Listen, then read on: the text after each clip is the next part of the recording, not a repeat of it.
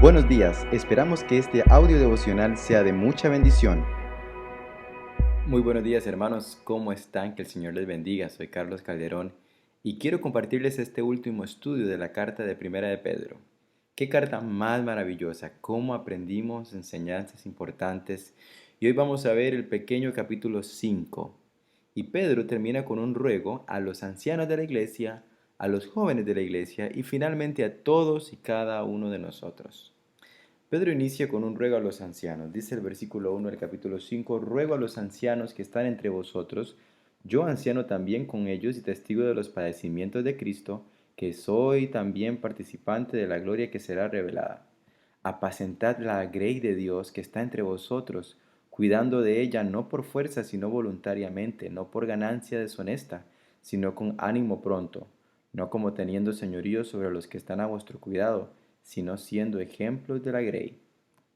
Pedro inicia con este ruego. Los ancianos, aunque sí se ve relacionado un poco con la edad, son aquellos que Dios ha puesto en autoridad espiritual dentro de la iglesia. Pablo mismo se presenta como un compañero de ellos, pues Pablo ha tenido la responsabilidad de establecer ancianos y también de prepararlos con su ejemplo y servicio. Él da algunas responsabilidades del anciano. Primero dice: apacentad la grey de Dios. Significa pastorear, y esto se refiere al cuidado, la alimentación y el descanso que necesita cada oveja y que debe encontrar en su pastor ese tipo de cuidado. Salmo 23 es un ejemplo muy claro de los cuidados de un pastor hacia sus ovejas. Es el mismo mandato que Pedro recibió de Cristo. Recordemos cuando Jesús le preguntó 3 veces si le amaba y le animó y le dijo, le exhortó a apacentar las ovejas. Y también Pablo lo dio a los de la iglesia de los ancianos en Éfeso en Hechos 20:28, y que por lo tanto este mandato es transmisible. Lo mismo que no sucede con el apostolado que él tenía. Eh, pero dice que no debe ser por fuerza, o sea, no debe ser por obligación, por alguna presión ajena a Dios, eh, o por la familia, o por circunstancias, sino voluntariamente, a través de una decisión personal. Dice ahí: no por ganancia deshonesta, con una motivación equivocada de obtener beneficios financieros, sino con un ánimo pronto, queriendo ser utilizado por Dios para que la gente sea bendecida. Dice: no teniendo señorío, o sea, satisfacer orgullos personales y sometiendo a otros a sus deseos, sino siendo ejemplos, es decir, pasando antes que ningún otro, siendo ejemplo.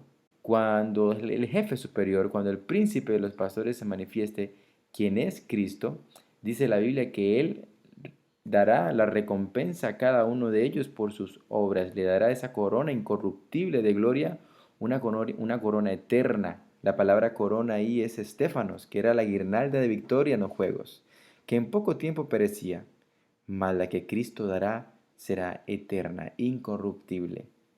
Esta corona es para los pastores. Y luego vienen las exhortaciones para los jóvenes, que quiere decir nuevos, o de menor edad. Y da algunos consejos, especialmente de sumisión. Dice el versículo 5: igualmente jóvenes, estad sujetos a los ancianos, y todos, sumisos unos a otros, revestidos de humildad, porque Dios resiste a los soberbios y da gracia a los humildes. La sumisión viene mucho o tiene mucho que ver con la humildad. Recuerde que la humildad no tiene que ver con pensar poco de uno, sino pensar menos en uno y estar dispuestos a escuchar y aprender de los demás. Y por último, vienen las exhortaciones o los ánimos finales de Pedro para la iglesia. Y dice el versículo 6: humíllense bajo la poderosa mano de Dios, para que Él os exalte cuando fuere tiempo, echando toda vuestra ansiedad sobre Él, porque Él tiene cuidado de vosotros. Sed sobrios y velad, porque vuestro adversario el diablo, como león rugiente, anda alrededor buscando a quien devorar, al cual resistid firmes en la fe, sabiendo que los mismos padecimientos se van cumpliendo en vuestros hermanos en todo el mundo. El que se humilla ante Dios, es decir, el que reconoce a Dios y reconoce su condición y se somete a la voluntad de Dios, Dios le exaltará. Es una promesa. Él no es que dará alabanza ante muchos, Él mismo se va a encargar de poner cada cosa en su lugar. Uno se humilla Dice ahí, echando las ansiedades delante de Dios. La ansiedad es algo que muchos en esta época han visto dominar sus vidas. Es mentira que no van a aparecer nunca las ansiedades en la vida. A propósito, la ansiedad es ese estado de inquietud, de una extrema inseguridad. Y existen causas de la ansiedad. Algunas de ellas son amenazas, conflictos, temores, necesidades no suplidas o diferencias en cada uno de nosotros que existen. ¿Y cómo nosotros aprendemos a sobrellevar la ansiedad y a ser victoriosos sobre ella? Bueno, reconociendo nuestra situación y entregándole esos temores a Dios. Y tratar de salir del círculo que muchas veces nos rodea y empezar a pensar en otras personas.